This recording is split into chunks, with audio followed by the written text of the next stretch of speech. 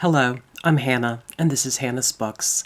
A couple of days ago, Steve Donahue put out a really wonderful video called A Starter Kit for the Gays. Steve's starter kits on all sorts of topics about the Western canon, or world history, or fantasy, or popular science, are all really helpful not only in TBR making, but in understanding the historical development of particular genres or specific focuses in literature. This new video about the history of gay male literature is no different. It gives us a real sense of the lay of the land in ways that will help readers identify some of the classics in the field, but also read with much more critical understanding of what those books were responding to or trying to do. As I watched Steve's discussion of gay literature, I kept thinking about how much I wanted to see someone make a parallel video about classic lesbian fiction, then do some comparisons about how the two sets of literature are alike in some ways and radically different in other ways. Although I haven't read enough gay fiction to respond to that second part, I thought I might be able to get the ball rolling by sketching out the history of lesbian lit written in English during the 20th century. And perhaps Steve or one of you might talk more about the comparisons than I can. Of course, many people would point out that the first lesbian author we know about is the Greek poet Sappho. While no one questions the idea of calling her a lesbian, given that she was from the Isle of Lesbos, it's less clear how she thought about her sexuality. Many of her poems talk lovingly about young women, but what we don't know is whether she intended the speaker of the poem to be a representation of herself or of another woman, or whether she was trying to write using the voice of a man about to marry a young woman perhaps, or something else. Nevertheless, Sappho gives us both the term lesbian and the term sapphic. While there was some, quote, lesbian writing before the 20th century, it usually was quite different from what we see developing after World War I. In fact, for many years, poets in the West sometimes used the terms lesbian or sapphic simply to mean lyric love poetry of any sort. By the 18th and 19th century, we start seeing hints here and there in fiction that there are women who love other women, or who at least define their sexualities in a non-heterosexual way. I say heterosexual, but really that implies a whole way of thinking about desire that treats sexuality as if it were ahistorical and constant, and it hasn't been. But at any rate, we see plenty of veiled hints of deeply emotional and intimate friendships between women, including women who routinely share each other's beds, popping up in both fiction and in real-life correspondence. We sometimes see female characters who live alone, choosing not to depend on men, keep house, bear children. Often they're portrayed as completely sexless and genderless, sometimes as if they were transgressing societal norms, but often just as more or less harmless or even invisible. Are these proto-lesbians? Perhaps. Being invisible, being dismissed as unimportant, is certainly hurtful in many ways. But invisibility also allows a kind of freedom, an invisible freedom that gay men might not have been able to access. These supposedly harmless, quote, sexless spinsters could sometimes even create relationships with each other, which they did not have to hide. The social acceptance of so-called Boston marriages, named, I believe, after the novel by Henry James called The Bostonians, points to the assumption that these women weren't involved romantically, weren't practicing lesbians, and weren't breaking any rules. Instead, they were just good friends who could support each other and, when desired, lend each other a hand. Some female novelists had long-term female lovers, including the two-author pair of Vernon Lee and Amy Levy, the latter of whom is on my 2023 TBR. In addition to her novels about the 19th century Jewish experience, Levy occasionally wrote romantic poetry addressed to a woman, but using the voice of a straight man. Looking back, we might say that's a contribution to lesbian literature, but it wasn't typically read that way at the time. And then there are the famous 19th century authors that are sometimes rumored to have had lesbian relationships or who subtly addressed potentially lesbian themes in their literature. I'm thinking of some of the work of Kate Chopin and Emily Dickinson, especially. Sometimes people suggest that Charlotte Bronte might belong in this group as well, partly because of a deep connection she had with a specific other woman, and partly because of the intense friendships between women portrayed in her novels, especially Villette and Shirley. Still, lesbian literature didn't really take off until the early 20th century. In 1917, Winifred Ashton published what's sometimes considered the first lesbian novel, Regiment of Women, using the pen name Clemence Dane. The novel recounts a relationship between two teachers at an elite girls' school. That's a plot line that threads through many classic lesbian novels. And I'm spoiling almost the whole genre of lesbian literature here, I'm afraid. These books just don't end happily for the women. In this particular book, one of the women, after spending time with a man, decides she has been duped and is really straight.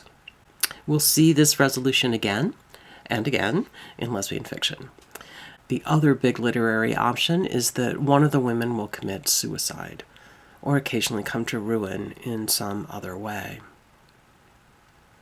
A decade later, in 1927, Rosamunde Lehmann published her first novel, Dusty Answer.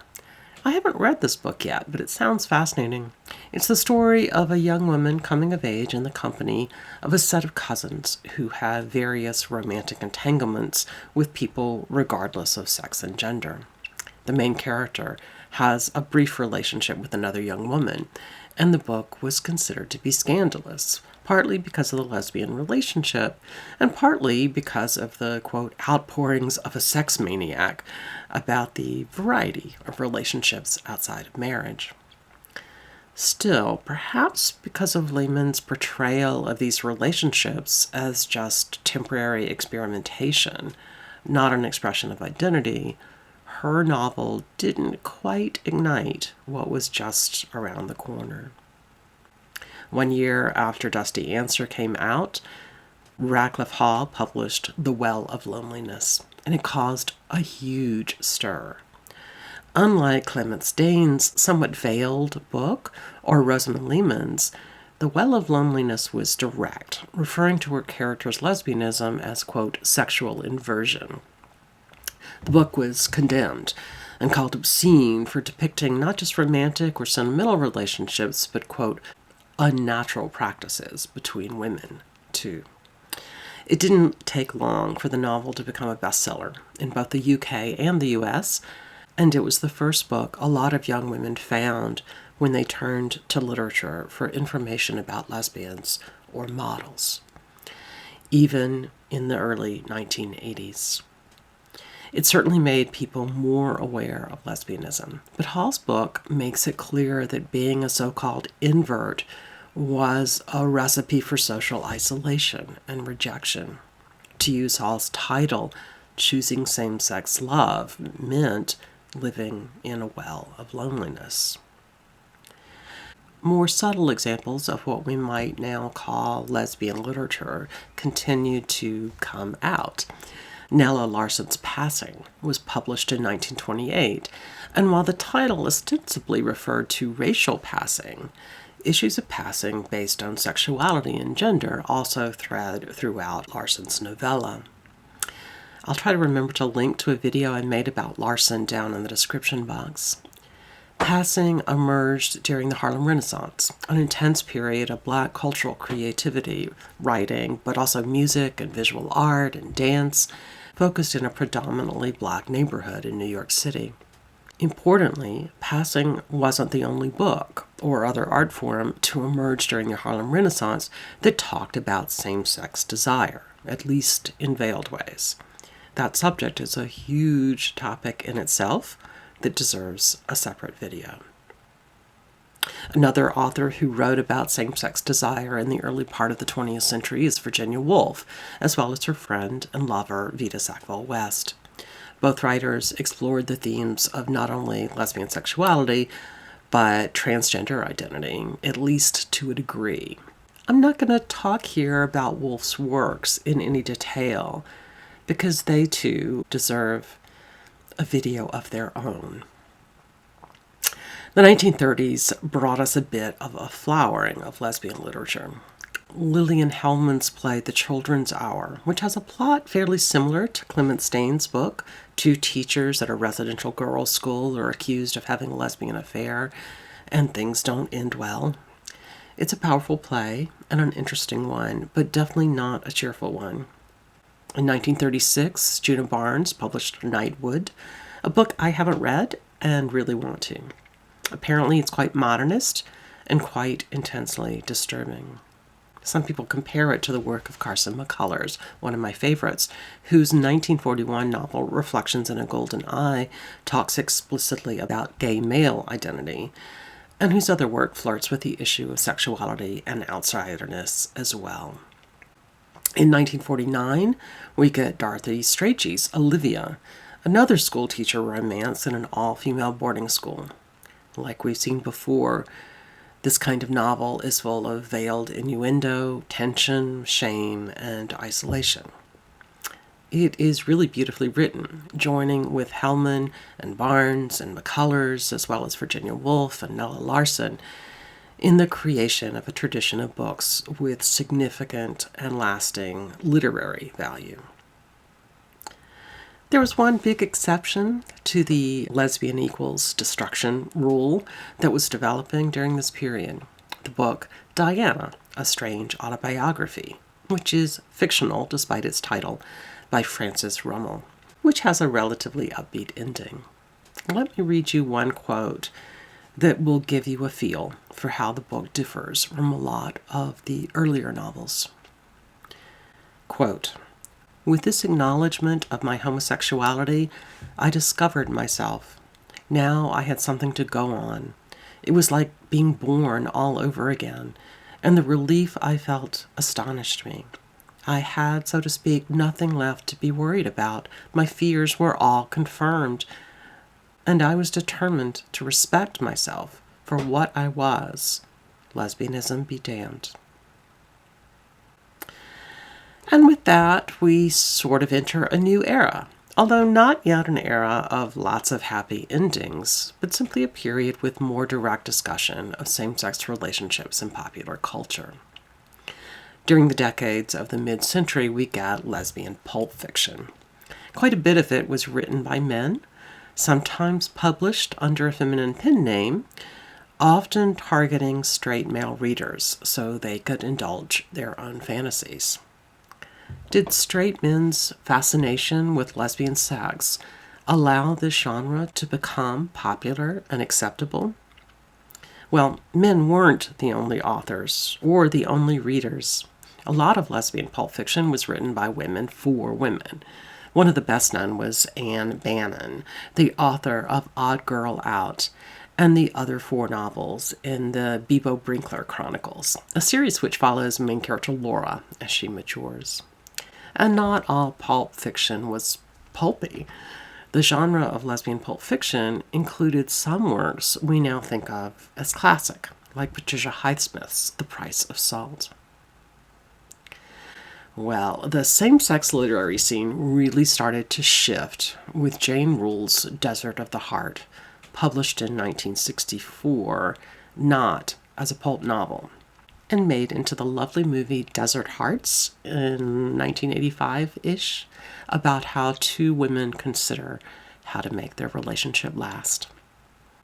A year later, the wondrous May Sarton published what is my favorite of her novels, Mrs. Stevens Hears the Mermaid Singing. Rather than imitating the sexy plots of pulp fiction, Sarton insisted that her character was not a deviant, not a sex addict, not a drug addict, nothing but an absolutely normal woman. And suddenly, the whole terrain of lesbian literature changed.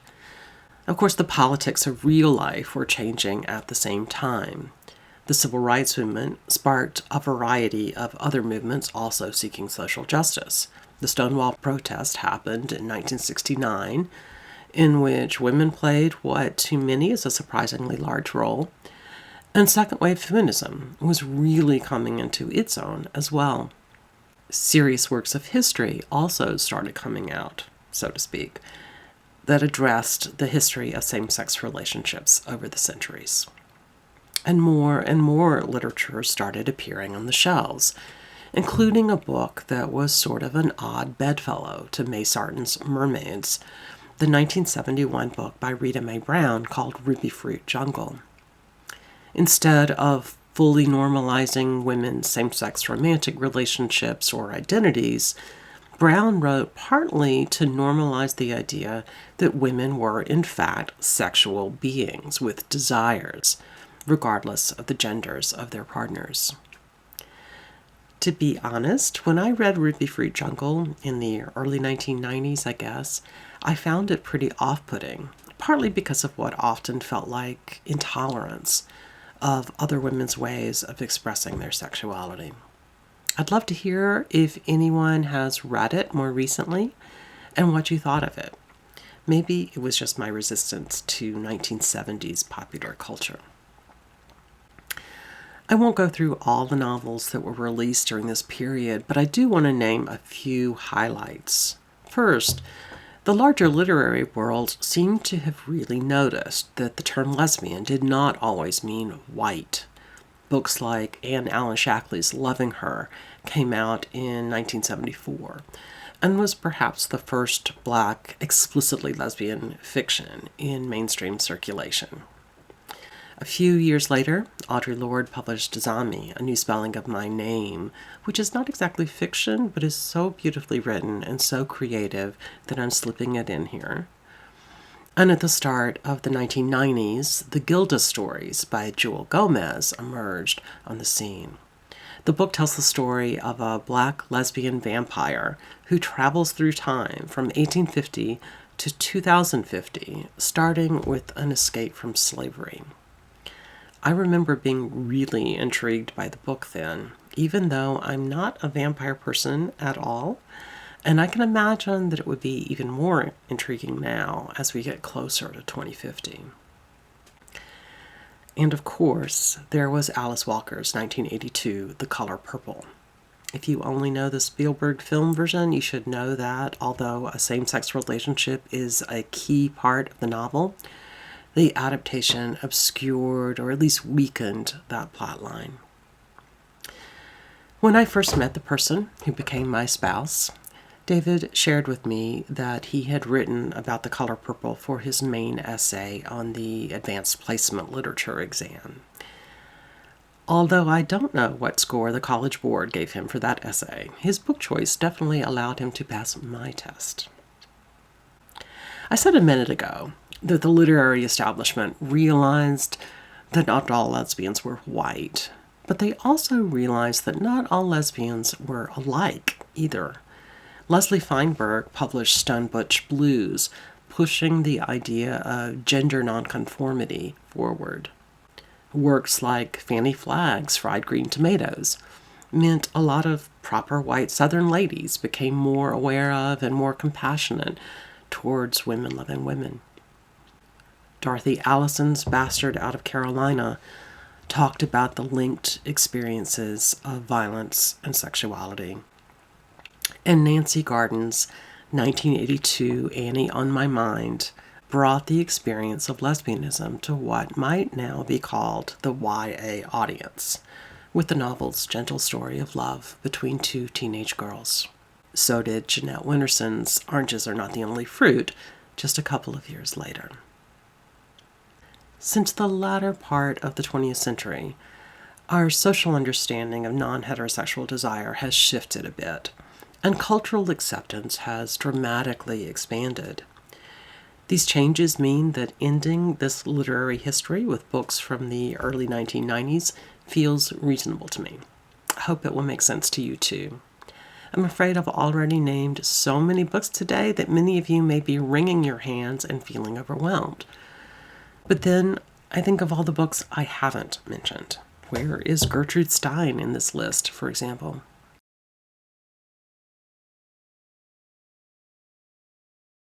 Anyway, thanks for sticking with me. And, as always, see you next time here on Hannah's Books.